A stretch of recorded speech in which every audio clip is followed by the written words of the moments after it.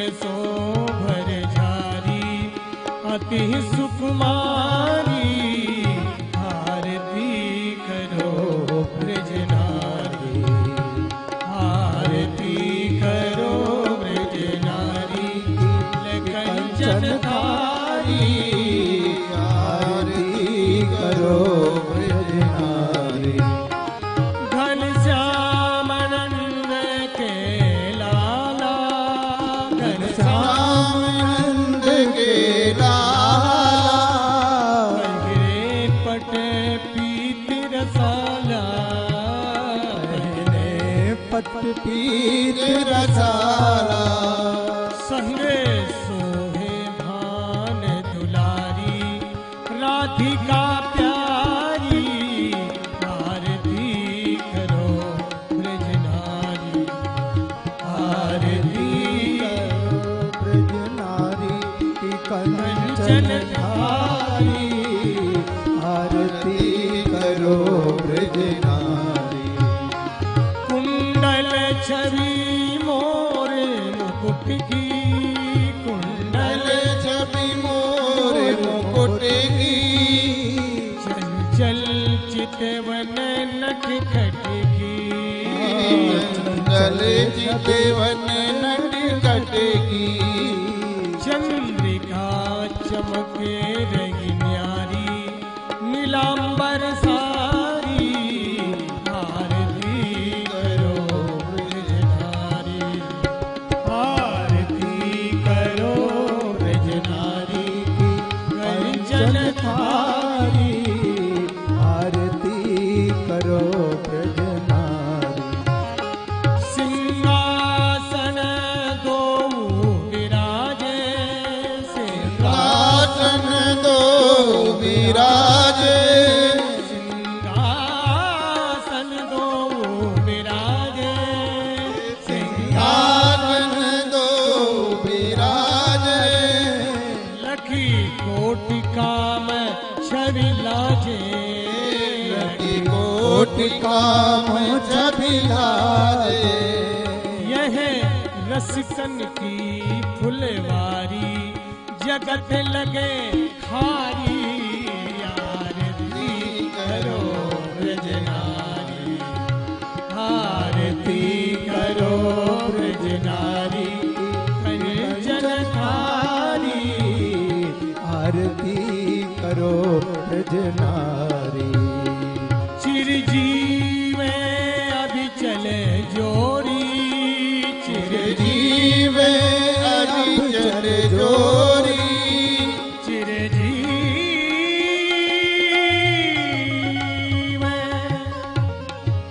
हाँ चिरजीवे अभी चले जोरी, चिरजीवे अभी चल जोरी। मोहन वृषभान किशोरी, मोहन वृषभान किशोरी, रस जीवन कुंज बिहारी, मैं जाऊं बलिहारी, आरती करो ब्रजनारी, आरती करो ब्रजनारी कंचन थारी, आरती करो ब्रजनारी, आरती करो ब्रजनारी, आरती करो ब्रजनारी। नमय जंत देवास्तानि धर्माणि प्रथमान्यासन्नादेहनाकं महिमानः सजन्तत्र पूर्वे साध्याः सन्ति देवाः। हरिः ओम् एकदन्ताय विद्महे वक्रतुण्डाय धीमहि तन्नो दन्ति प्रचोदयात्। ॐ नन्दनन्दनाय विद्महे यशोदानन्दनाय धीमहि तन्नो श्रीकृष्ण प्रचोदयात्। श्रीवन्तिकावकुलचम्पकपाटलब्जै पुन्नागजातिकरवीररतालपुष्पै बिल्लप्रवाल तुलसी दल मंजरी तां पूजयामि जगदीश्वर मे प्रसीद। नाना सुगंधि पुष्पाणि यथा कालोद्भवानि च पुष्पाञ्जलिर्मया दत्त ग्रहाण परमेश्वरा। ओम पुराण पुरुषोत्तमाय नमः। मंत्र पुष्पाञ्जलिं समर्पयामि। बोले भागवत भगवान की, बोलो वृंदावन बिहारी लाल की, बोलो सदगुरुदेव भगवान की जय। जय श्री राधे। अभी सभी आप भजन का आनंद लेंगे, बैठ करके सभी भजनों का आनंद लेंगे। और प्रसाद स्टॉल लगा हुआ है बाहर, प्रसाद जरूर लेकर जाएंगे। जय श्री राधे। जय श्री राधे।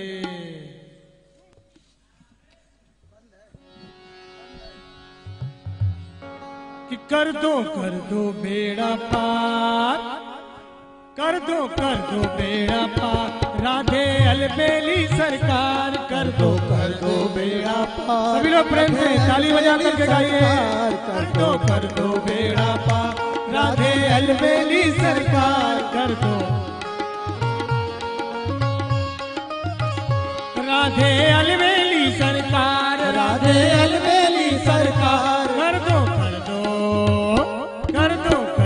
बेड़ा पार राधे अलबेली सरकार। कर दो बेड़ा पार राधे अलबेली सरकार। बार बार श्री राधे हमको वृंदावन में बुलाना, बार बार श्री राधे हमको आप भी दर्शन देना बिहारी जी से भी दिलवाना। आप भी दर्शन देना बिहारी जी से भी दिलवाना। हाँ यही है बिनती बारंबार राधे अलबेली सरकार। यही है बिनती बारंबार राधे अलबेली सरकार। राधे अलबेली सरकार। राधे अलबेली सरकार। राधे अलबेली सरकार। राधे अलबेली सरकार। कर दो बेड़ा पार राधे अलबेली सरकार। कर दो बेड़ा पार राधे अलबेली सरकार। वृंदावन की गली गली में धूम मची है भारी। वृंदावन के कुल गली में वीर बनी है भारी। हर वृंदावन की गली गली में धूम मची है भारी। वृंदावन की कुल गली है भारी। हाँ राधे राधे बोल बोल के झूम रहे नर नारी। राधे राधे बोल के झूम रहे नर नारी। हाँ कि तेरी होवे जय जयकार राधे अलबेली सरकार। तेरी होवे जय जयकार राधे अलबेली सरकार। राधे अलबेली सरकार। राधे अलबेली सरकार। राधे अलबेली सरकार। राधे अलबेली सरकार। कर दो बेड़ा पार राधे अलबेली सरकार। कर दो बेड़ा पार राधे अलबेली सरकार। कर दो बेड़ा पार राधे अलबेली सरकार। कर दो बेड़ा पार राधे अलबेली सरकार। राधे कृष्णा कृष्ण कृष्णा राधे राधे। राधे श्यामा श्यामा श्यामा राधे राधे। राधे कृष्णा राधे कृष्णा कृष्णा कृष्णा राधे राधे। राधे श्यामा राधे श्यामा राधे श्यामा श्यामा श्यामा। राधे कृष्णा कृष्ण कृष्ण राधे राधे। राधे श्यामा श्यामा श्यामा राधे राधे। राधे कृष्णा राधे कृष्ण राधे कृष्णा राधे राधे। राधे श्यामा राधे श्यामा राधे श्यामा राधे राधे। राधे कृष्णा कृष्ण कृष्ण राधे राधे। राधे श्यामा श्यामा श्यामा राधे राधे। राधे कृष्णा कृष्णा राधे राधे। राधे श्यामा श्यामा राधे श्यामा राधे राधे। श्यामा श्यामा राधे राधे। श्यामा श्यामा राधे राधे। श्यामा श्यामा राधे राधे। श्यामा श्यामा राधे राधे। श्यामा श्यामा राधे राधे। श्यामा श्यामा राधे राधे। राधे कृष्णा कृष्ण कृष्ण राधे राधे। राधे श्यामा श्यामा श्यामा राधे राधे। राधे कृष्णा कृष्ण कृष्ण राधे राधे। राधे श्यामा श्यामा राधे राधे। राधे कृष्णा कृष्ण कृष्ण राधे राधे। राधे श्यामा श्यामा श्यामा राधे राधे। राधे कृष्णा कृष्ण कृष्ण राधे राधे। राधे श्यामा श्यामा श्यामा राधे राधे। बोल वृंदावन बिहारी लाल की। जय।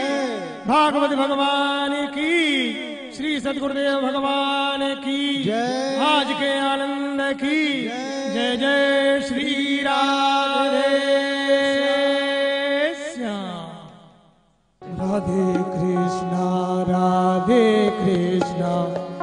कृष्ण कृष्ण राधे राधे राधे श्यामा श्यामा राधे राधे राधे कृष्ण। जय हो।